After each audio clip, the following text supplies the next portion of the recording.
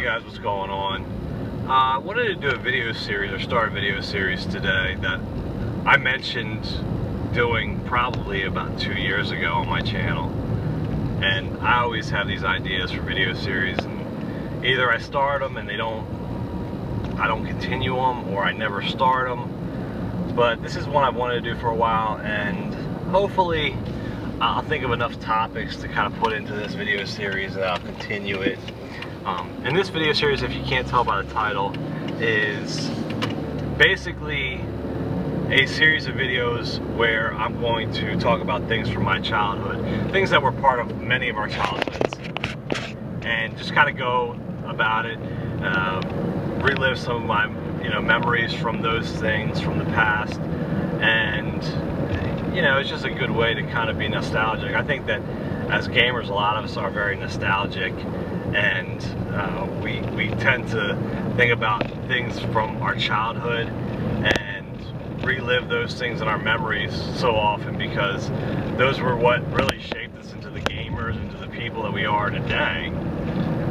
Before I get into this video series, I do want to give a shout out to one particular YouTuber, and that is ShinmaRyuu. Basically, he's got this video series up that I really enjoy, and I've recorded a couple of videos already where I didn't upload them, and I mentioned him in the videos, and I just never made it around to uploading those videos. But his series of videos that I've really been enjoying, and he's getting only like 5 to 10 views per video. I don't know why, really. He should be getting a lot more views.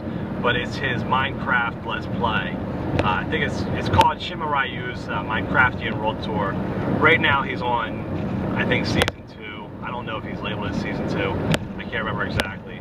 But he started a new world, and I just really, I enjoy what he does. I like the game of Minecraft. I'm not that good at it to where I can build things the way that some people can, the way that ShinmaRyuu can. And Kevin just does a great job of really having these really cool visions and then bringing them to life in this game. So if you guys like Minecraft, if you like architecture, if you like this aspect of video games where you can customize your own world, you should definitely check this video out. I think you'll find it inspiring. If nothing else, you'll find it entertaining. And he even talks about different things throughout the videos. He's got a lot of stuff up there, and he's one of the more unique channels that I have subscribed to on YouTube. And I've been a viewer of his for a while now, well over a year or so. So give him a watch. Definitely check him out. I'll put a link in the description. So anyways, let's get into this video. And this series of this video is going to be called Remember When. This particular topic is going to be on Toys R Us. So basically, remember when Toys R Us. For me, when I go back and I think about Toys R Us of my childhood, I think about something that's totally different from what we have now. If you go to a Toys R Us nowadays, it's so completely different from what it was when I was a child. And now they've got like this more open style to their stores. It's like a more of an airy feel to it. It's an open layout. You do have the aisles and everything. But I remember back in the day when I was a kid and I would go into Toys R Us. Number one, it seemed gigantic. The place was huge, and there was no lack of toys and video games. And I remember they had these long aisles that would stretch from the front of the store to the very back, and you'd have like a split down the middle, at least at my Toys R Us, like an aisle where you could just go down across the store, kind of like how grocery stores are set up sometimes. But you had these long aisles and shelves that seemed like they extended to the very top of the ceiling. And I don't know, what I mean? I'm reliving this through my memories, but it was funny. I remember going in there, and back then they didn't have games in cases. What they would do is they would have a picture of the game cover. You flip it over, on the back it would give like the back box art picture. So you'd have the description, and then underneath each of the games it'd have like a little placeholder, a little tag that you would pull out. And when you pulled it out, you take it up to the cash register, they would scan it, and you'd pay for it at the cash register. Then you go over to a little window and pick up your game. And I remember as a kid, just going down the aisle and seeing what it seemed like thousands of different games. Back then, I owned one, maybe two consoles. And as a child, we didn't, as children, me and my brother didn't have 4 or 5 systems like, you know, I have now. We had that one main system, and usually it was a Sega product, you know, whether it was a Sega Genesis or the 32X or the Sega Saturn, Dreamcast. That was like our system of choice. I grew up on the Sega. I love the Sega. Initially, obviously, I started out with the Nintendo, and that's when we first started shopping. That's where you would buy your games from. It was like you had KB Toys, and you had Toys R Us, and then obviously you had like James Way, and I think maybe even Kmart. But the main place to go and buy video games for me was Toys R Us. Going there and looking through all of the games was incredible. And I remember for birthdays, me and my brother would get, you know, $100, or we might get $50.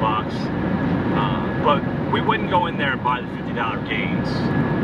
We always would go in there, and at least me and my brother would find like the $20 games. So it's like, oh, we can get more for our money.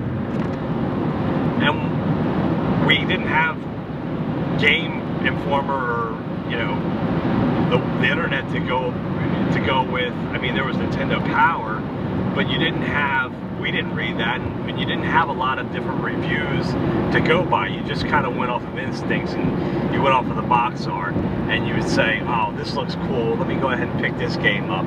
And we would look for the $20 games because we knew that for $20 we could get at least 2 games, maybe more, and we would have more to play. A lot of those games turned out to be really crappy. That's why they were $20. Yeah, kind of needless to say.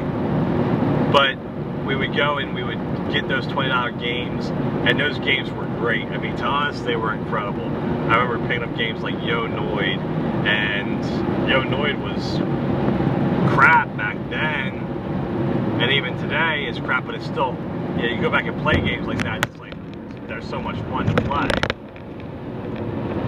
And that's one of the biggest memories, was just the way that that whole aisle of video games was just lined from the front of the store to the very back, and grabbing that ticket, going up, having it scanned, and then going out that window and kind of getting a glimpse of what they had.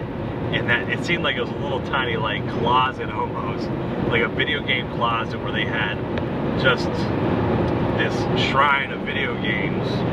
They would pick it off the shelf and give it to you in this bag, and it was like, there was something really unique, really cool about that.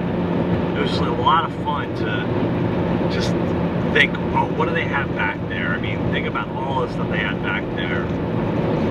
One of my biggest memories when I went to Toys R Us was they were in the middle of actually remodeling, and this is during the days of the N64, and I think maybe early on the PlayStation 1. Actually, it was when the PlayStation 1 was out, and it was probably getting close to like the PlayStation 2 era, because I remember I had like $100 in my bank account, more than that, maybe like $200 in my bank account, and at that time the N64 was $100, and I had a friend come over. He was spending the night, and I had just gotten my license, so I was like, let's go up, I want to buy an N64. So I went up there, and I was like, okay, I'm buying an N64, I'm going to buy one game.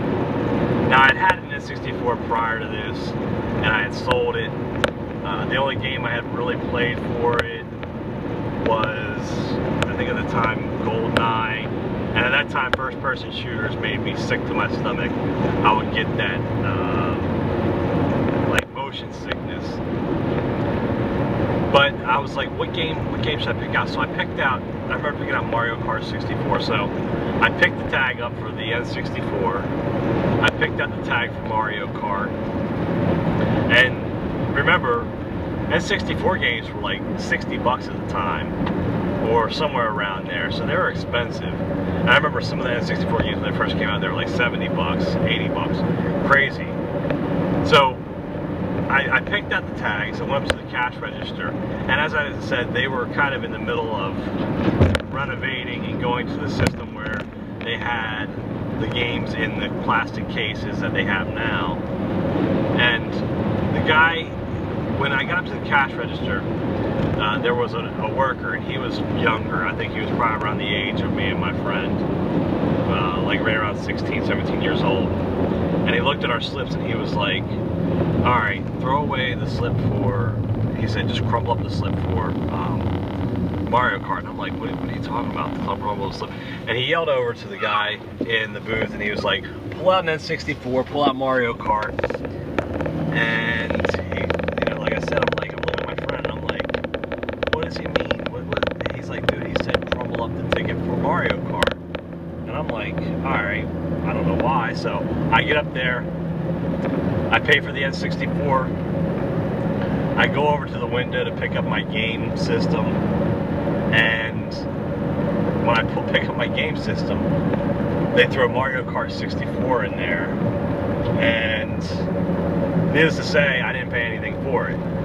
So it was, I mean, yeah, okay, it was stealing, but I didn't intentionally steal. And I guess I could have been more honest and gone back and paid for it, but I was like, hey, it's a free video game, whatever, free video game. So I left that night and I was like, man, in some ways I was like, I wish I'd picked up another game also. Maybe I could have gotten like 2 or 3 games for free and the system, or at least I could have bought another game, if nothing else.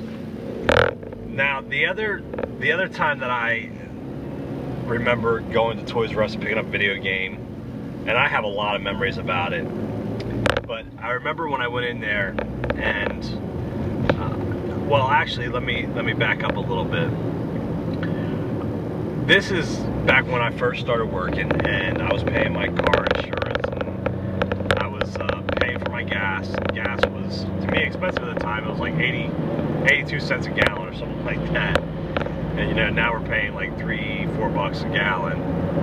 So I didn't have a lot of money at the time, and I had my own savings account with an ATM card.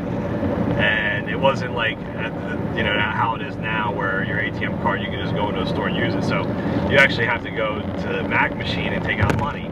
So I went to the Mac machine and I I took out like 20 bucks. And I looked at my slip and it said that I had like 400 bucks in my account. And I'm like, there's no way I have 400 bucks in my account. I know for a fact that I don't have 400 bucks in my account. But you know what? The Dreamcast just came out, and I'm taking all that money, and I'm gonna go buy a Dreamcast. So I took all that money out of my account. I took everything but probably made like 100 bucks. I think I had to keep a $100 minimum in there. And whatever, I think the Dreamcast was 300 bucks at the time. And so I took out enough for a game and for the system. So I go over to Toys R Us, I pick up the game, I pick up the system, and I'm like, awesome, like, you know, I don't know how this money is in my account, but it's in my account, and why not? I'm gonna use it for a video game. So like a couple days later, the bank calls and they're saying, well, there's an overdraft on your account. And they talked to my mom, and they said, you know, there was a withdrawal from your account, and somehow there was an error with the banking, and you didn't have that money in your account. And I'm like, well, I knew that, but you know, that's not my fault, right? I mean, you guys said I had this much money in my account, so I took it out. So anyways, my mom was like pissed. Obviously, she was furious. She's like, you went out and bought this video game system and you didn't have the money in your account. What were you thinking? Blah, blah, blah. You know, I kind of got I got chewed out a little bit. And she ended up saying, you know what? That's fine. Your birthday's coming up. This is your birthday present. So it worked out for me. But, you know, I did have a lot of memories around going to Toys R Us and purchasing video games. I remember the micro machines, and they had a whole aisle of micro machines. I remember the aisle that had the slot car race, the slot car tracks, where you guys know what I'm talking about, hopefully. And you put the cars on the track, and you had the little tight trigger, and you race the cars around the track at about 500 miles per hour. You had obviously like the Barbie section, which I never cared for, thank goodness. and you had like the whole aisle with the board games, which wasn't my thing. I liked electronic games, and I liked, you know, Hot Wheels, and I liked Micro Machines. That place was just amazing to me when I was a kid, and it's almost like, the only thing I can compare it to is, have you guys ever gone back to your elementary school? Remember when you were a kid, your elementary school seems so big. If you go back now and you revisit the same elementary school, it seems like miniature. It seems like 1/10 the size of it, you know, what it was when you were a kid. It's amazing. And the same thing, like, say for instance, the Grand Canyon, or not the Grand Canyon, but Niagara Falls. I remember seeing that on TV, and I'm like, this thing's huge. And I go to see Niagara Falls, and I'm like, this is what Niagara Falls is? You know, that's how Toys R Us was to me when I was a kid. You know, if I go back there now, if I revisit that same exact store, the same layout, I'm sure it wouldn't be nearly as big. But I remember seeing things like, you know, the N64 on display there, and Wayne Gretzky hockey was like the, you know, one of the big titles then. And you know, it's so weird to relive those memories and to think back to that time. But it was like a happy time in my childhood. It was such a fun time in my childhood that, you know, I miss it. I wish that it was there for me today to relive, but it's not. And someday, you know, things are gonna be like that for my son that's coming soon. I'm sure he'll, you know, think back, you know, in 20 years after he's born, and it'll be like, you know, I remember when GameStop was like this, or wherever he, you know, decides to do his video game shopping. So that's it for me, guys. I just wanted to start off this series. Hopefully I'll, you know, like I said, think of enough content to continue this series, and I hope you guys enjoyed this. Leave comments, tell me what you remember, whether it was KB Toys, or maybe it was Toys R Us, or wherever you did your video game shopping at. Some of you is going to be like GameStop because you're only 12 years old, 13 years old, so you know, your memory isn't as far back as mine is. But that's it, guys. I will talk to you guys soon.